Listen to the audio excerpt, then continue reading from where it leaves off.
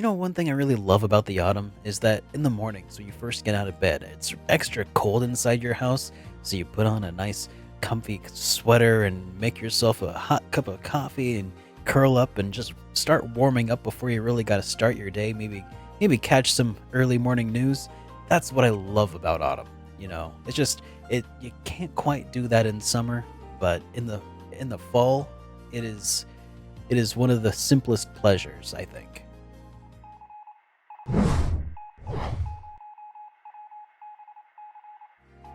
Good morning, everyone, and welcome back to today's JRPG Weekly update. We've got a ton of news to talk about today. A little bit of sad news, some good news, and a lot of games that are coming out this week. And in fact, I wanted to actually start off this week's JRPG Weekly update with a little haiku that I made just for you. Summer leaves turn gold, yet my wallet runs empty. Broketober is here.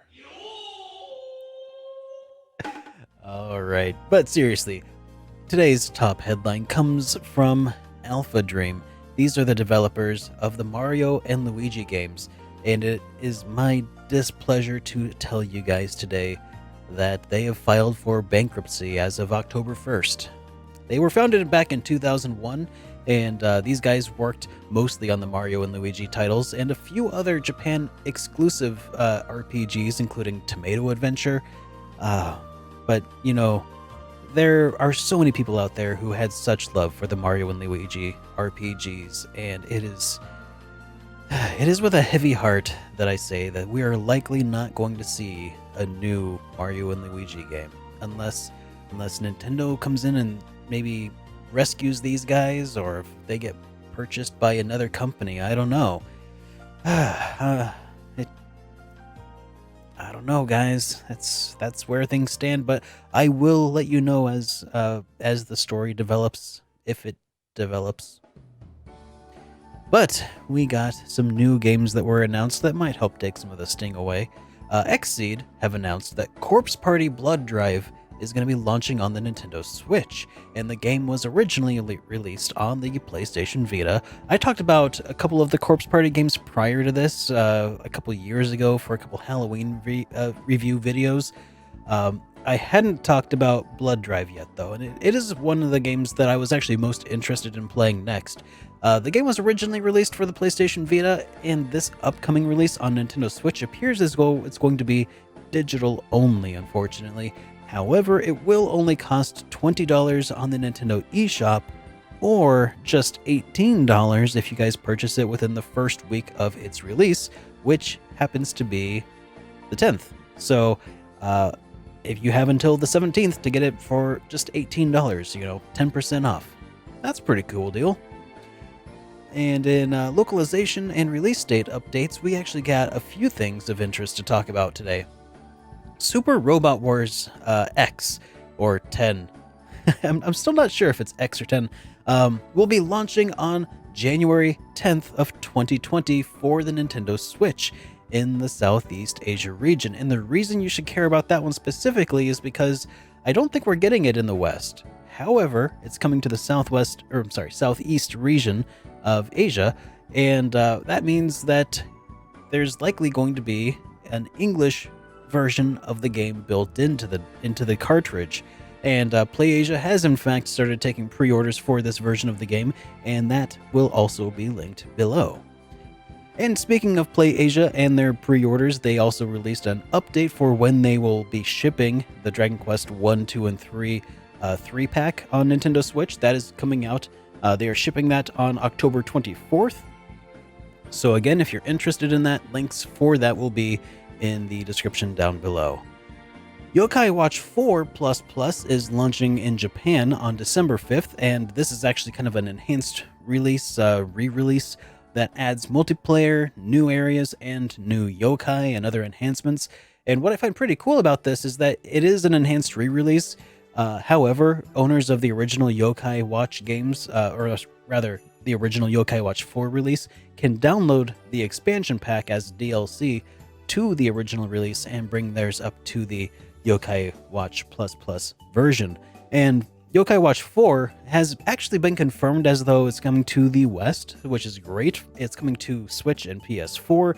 And as of right now, though, no other real details as far as like the release date are known. So we also got something pretty cool on Amazon in Europe. A new Tales of triple pack has been spotted on Amazon. This new 3-pack appears to be a collection of Vesperia, Berseria, and Zestiria, and it's going to sell all told for about 50 euros, which seems to me like a pretty great deal. And I really hope that we get something similar here in the West, so knock on wood. In other news, there's kind of a rumor mill thing kind of going around from Game Informer, who may have spilled the beans about when Persona 5's release date will end up being here in the West, or sorry, Persona 5 Royal, when that will be coming out here in the West. In a latest issue, they had an interview, and during that they talked a little bit how it's coming out in March, but they may not actually have meant March, because before that we knew it was coming out in spring, so maybe they meant that it's coming out by March, because it's going to come out before winter, quarter 1 2020. So anyways, so it might have just been like a typo or something, but we'll just have to wait and see if we get another release date tease from Atlas. In other news, we still haven't heard anything about Shin Megami Tensei 5, so nothing new to report there. Come on, Atlas. In SuperDerek news, last week I finally released my review of Star Ocean: The Second Story, and if you haven't already seen my review of it, be sure to check it out next, because this game is a treasure, and you really should not miss out on it. This is my giving you a heads up. This game was awesome, and I had a lot of fun making the review, so I hope you enjoy it. And now, get yourself something to drink, because this is a long list of games that are coming out this week. All right, here it is, the beginning of Broketober. Starting with Indivisible, an action RPG by Lab Zero Games that is launching on October 8th for PlayStation 4, PC, and Xbox One. The Alliance Alive HD Remaster. This is a remake of the 3DS exclusive written by the writer of Suikoden 1, 2, and 3. This is a turn-based RPG that is launching on the PlayStation 4 and Nintendo Switch on October 8th. Monochrome Order is an RPG. It's a turn-based RPG by Kemco, and it launches on the PS4, PC, Switch, and Xbox One on October 8th.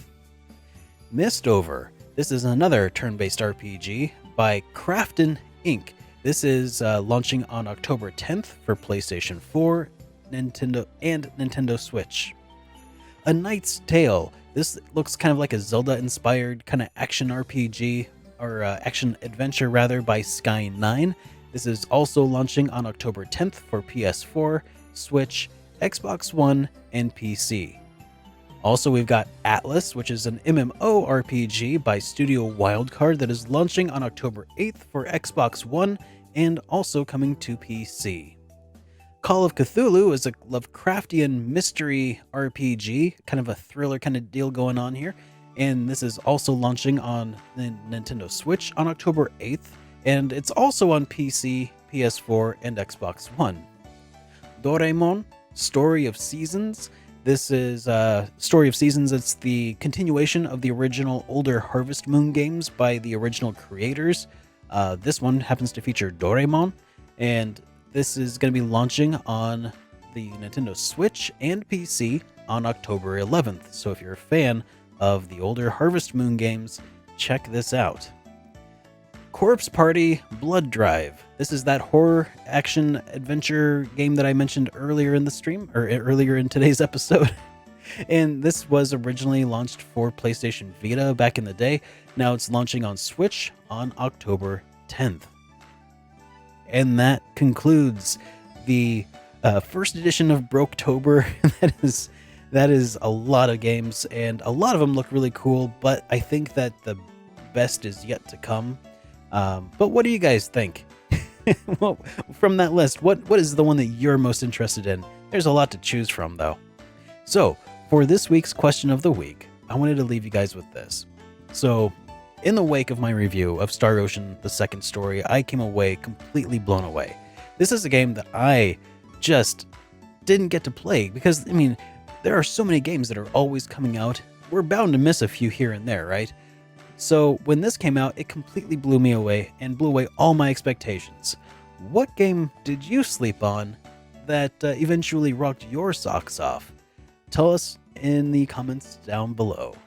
Anyways, guys, thanks for hanging out. It has been a great episode of the JRPG Weekly Update. A little bit of sad news at the beginning, but, you know, we got a lot of games to help take our minds off the serious things that afflict the world. Anyways, guys, thanks for joining me. I am SuperDerek, and this has all been news to me.